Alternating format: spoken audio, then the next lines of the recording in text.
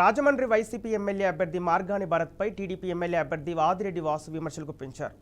భరత్ విద్యార్హత అబద్ధమన్నారు. అమెరికాలో చదివినట్లు చెప్పుకుంటున్న భరత్ ఆ విషయాన్ని అఫిడవిట్లో ఎందుకు పెట్టలేదని ప్రశ్నించారు.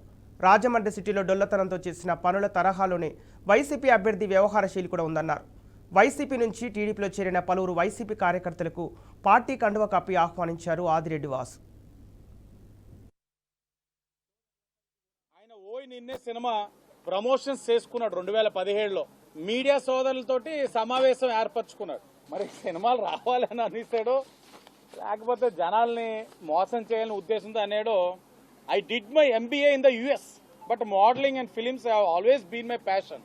టైమ్స్ ఎంటర్టైన్మెంట్లో ఆయనకి ఆయన 2017లో చెప్పాడు, bachelor of computer application Andhra University. మేము అడిగేది ఏంటంటే ఈ రెండిట్లో ఏది నిజం? మీడియాతో మాట్లాడింది అమెరికాలోని ఎంబీఏ చేశాను అన్నది నిజమా? ఎలక్షన్ ఎఫిడవిట్లో ఆంధ్ర యూనివర్సిటీలో చదివాను అన్నది నిజమా? ఏది నిజం? ఇది అబద్ధం అయితే మీడియా సాక్షిగా నువ్వు ఎందుకు అమెరికాలో చదివానని చెప్పావు? అంటే అమెరికాలో చదివితే ఏదైనా నీకు ఇంకో సినిమా వస్తుందనా? అమెరికాలో చదివాని చెప్తే ఇంకేదైనా నీ పలుకుబడి పెరుగుద్దానా? ఎందుకు అలా మాట్లాడావు?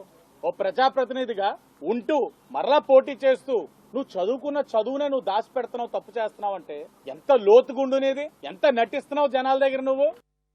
ఆయన ఓయ్ నిన్నే సినిమా ప్రమోషన్స్